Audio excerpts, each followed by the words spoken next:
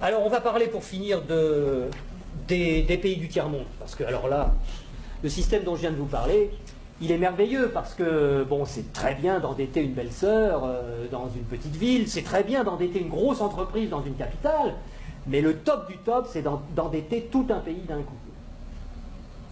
Et là, il y a des spécialistes de ça, il y a le Fonds monétaire international, il y a la Banque mondiale, il y a l'OMC, qui ont des individus, des équipes particulières qui vont dans les pays pauvres, en général où on peut trouver des ressources qui sont utiles aux pays riches, des ressources minières, des ressources géologiques, des ressources énergétiques, du pétrole, etc.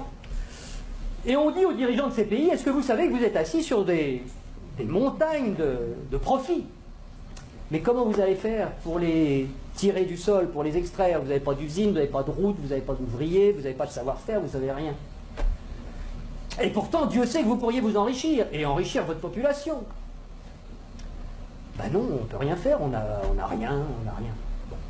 Ben écoutez, nous, on est le FMI, on est la Banque mondiale, on peut vous prêter des milliards de dollars. Et avec vos milliards de dollars qu'on va vous prêter, vous allez pouvoir exploiter vos ressources et nous rembourser haut la main sans problème.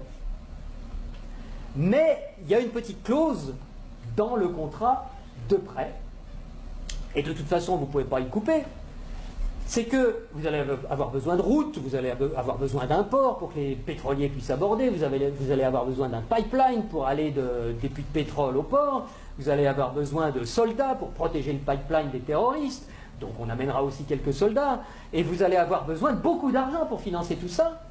Et à qui vous allez acheter tout ça? Où sont vos entreprises? Mais on vous a dit, on n'a pas d'entreprise. Ah bon? Bah écoutez, c'est pas grave, nous on en a. En Occident, beaucoup, on en a plein. On a Halliburton qui fabrique des usines, on a Areva qui a besoin d'uranium, on a Bouygues qui fabrique des autoroutes, des ports, tout ce que vous voulez, on va vous faire ça aux petits oignons, pas de problème. Et c'est comme ça que ça marche. On vous prête 15 milliards, sous réserve que vous fassiez travailler nos entreprises, et de toute façon, vous ne pouvez pas faire autrement. Donc, regardez bien ce que ça fait au point de vue monétaire. Il y a 15 milliards qui sont créés ex nihilo par le Fonds monétaire international et la Banque mondiale. Le Fonds monétaire international, c'est un organisme qui récupère quelques dépôts de la plupart des pays de la planète, qui servent de garantie pour faire des crédits, des prêts aux pays sous-développés. Donc, il y a 15 milliards qui partent de la Banque mondiale et qui vont sur les comptes du pays sous-développé. Et aussitôt, ces 15 milliards-là qui sont dans le pays pauvre, ils retournent dans le pays riche pour aller payer des entreprises occidentales qui vont dans le pays pauvre faire du boulot, construire des trucs. Du point de vue du pays riche, quand vous allez vendre des produits et des services dans un pays pauvre à l'étranger, pour vous, c'est quoi? C'est des exportations ou des importations? Des exportations. Voilà. Je vais aller exporter une usine, Areva, moi français. J'exporte une usine, j'exporte du travail, j'exporte des chars, j'exporte des fusils, j'exporte des outils, de l'outillage. Donc, ce qui est génial, c'est que les 15 milliards qui sont partis des pays occidentaux, qui sont allés dans le pays pauvre, il y a des services qui sont exportés par les pays occidentaux envers les pays pauvres, et l'argent, qu'est-ce qu'il fait? Il revient dans les pays riches, les 15 milliards, ils reviennent. Bon.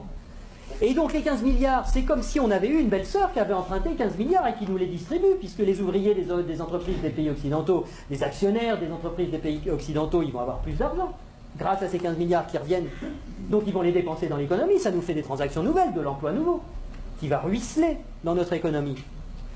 Mais c'est pas tout à fait comme si c'était des belles-sœurs qui les avaient empruntées, parce que les belles-sœurs, il aurait fallu qu'elles rendent les intérêts, et donc qu'elles reprennent leur argent et qu'elles en reprennent le double, et que nous, on ait des nouveaux emprunteurs qui arrivent pour payer les intérêts des nouvelles belles-sœurs.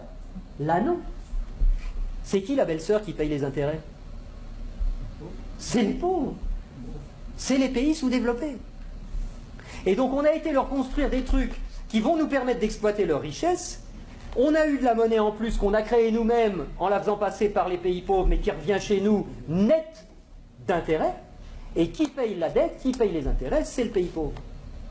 Et ils ont deux solutions. Soit ils empruntent à nouveau le montant des intérêts pour pouvoir nous les rembourser, ce qui double leur dette.